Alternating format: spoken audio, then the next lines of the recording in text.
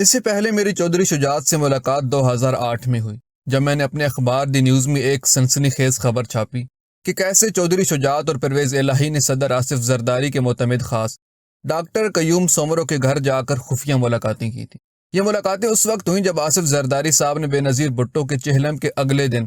نوڈیرو میں بیٹھ کر اپنی پہلی پریس کانفرنس سے خطاب کرتے ہوئے پی ایم ایل کیو کو قاتل لیگ قرار دیا تھا۔ اس کا مطلب بڑا واضح تھا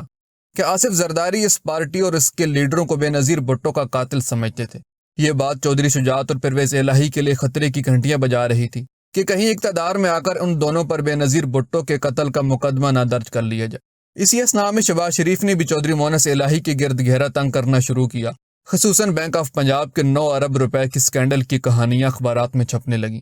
اپنے آپ کو چاروں طرف سے گھیرے میں پا کر سمجھدار سیاستدانوں کی طرح چودھری شجاعت اور پرویز الہی نے آصف زرداری سے پینگے بڑھانے کا فیصلہ کیا اور اس کام کے لیے ڈاکٹر قیوم سومرو کا انتخاب کیا گیا۔ قدرت نے یہ دن دکھانے تھے کہ چودھری شجاعت اور پرویز الہی، جن کی مرضی کے بغیر اس ملک میں 8 سال تک کوئی پتہ نہیں ہلا تھا، آج ڈاکٹر قیوم سومرو کے گھر چھپ کر جا رہے تھے تاکہ اپنے اور اپنے بیٹے کی جان بچائی جا سکے۔ اپنے اخبار میں یہ کہانی لکھتے ہوئے مجھے اپریل 2005 کی ایک صبح یاد آ گئی، جب میں بھی دیگر صحافیوں کی طرح آصف علی زرداری کے ساتھ دبئی سے آ کر لاہور ایئرپورٹ اترا تھا۔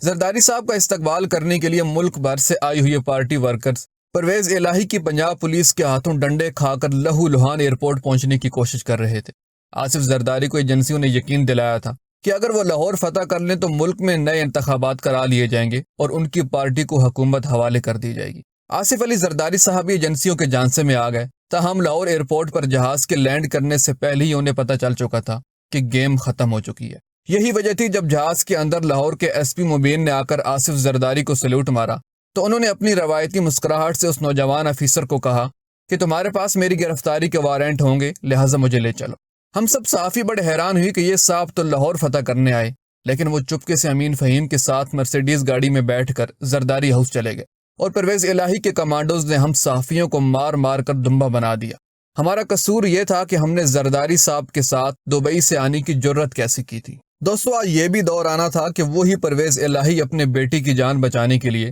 ڈاکٹر قیوم سومرو کے گھر چھپ کر ملنے گئے تھے، اور سومرو صاحب نے بھی پنجاب کے ان چودھریوں کو مایوس نہیں کیا اور اپنے صاحب سے نہ صرف انہیں بے نظیر بھٹو کے قتل کے الزام سے معافی دلوائی، بلکہ چند دن بعد ہم نے یہ بھی پڑھا کہ بینک آف پنجاب کے سکینڈل کا اصل ملزم ہمیش خان ECL میں نام ہونے کے باوجود پشاور ایئرپورٹ سے ملک سے فرار ہو گیا تھا۔ یوں نہ صرف اس پورے سکینڈل کو دھچکا لگا، بلکہ مونس الہی کے گرد منڈلاتے تمام خطرات بھی دور ہو گئے۔ اس کے بعد چودھری شجاعت اور پرویز الہی نے آصف زرداری کے صدر بننے کے بعد ایوان صدر میں رات کے اندھیرے میں کئی کھانے کھائے، جہاں یہ منصوبے بنائے گئے کہ پنجاب میں نواز شریف اور شہباز شریف کی کمر کیسے توڑی جائے۔ ان ملاقاتوں کے نتیجے میں ہی پنجاب میں گورنر راج لگا۔ پھر جو کچھ ہوا وہ سب لوگوں نے دیکھا کہ کیسے ان سب لیڈروں کو اپنا تھوکا ہوا چاٹنا پڑا۔ نہ صرف نواز شریف اور شہباز شریف عدالتوں سے بحال ہوئے، بلکہ پنجاب حکومت بھی واپس کر دی گئی۔ اپنے F8 کے گھر کے ڈرائنگ روم میں بیٹھے چودھری شجاعت اور پرویز الہی مجھے یہی سمجھا رہے تھے کہ مجھے اس طرح کی خبریں نہیں چھاپنی چاہیے۔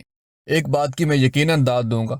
کہ میں نے چودھری شجاعت اور پرویز الہی کے خلاف ان کے قرضے معاف کرانے سے لے کر فیصل آباد کی سونیا ناز کے ساتھ پنجاب میں ہونے والے ریپ کیس اور اب قیوم سومرو کے ساتھ خفیہ ملاقاتوں کی کئی ایسی خبریں چھاپی تھیں جو یقیناً کوئی بھی حکمران پسند نہیں کرتے، لیکن کسی ایک دن بھی چودھری شجاعت یا پرویز الہی نے میرے ساتھ تلخی یا سختی سے بات نہیں کی، بلکہ جب اور جہاں ملے بڑی عزت اور احترام سے ملے۔ میں سمجھتا ہوں کہ پاکستان میں تمام سیاسی لیڈروں کے برعکس چودھری شجاعت اور پرویز الہی میں ہم صحافیوں کو اپنے خلاف لکھنے کے باوجود برداشت کرنے کی بہت بڑی کوالٹی ہے۔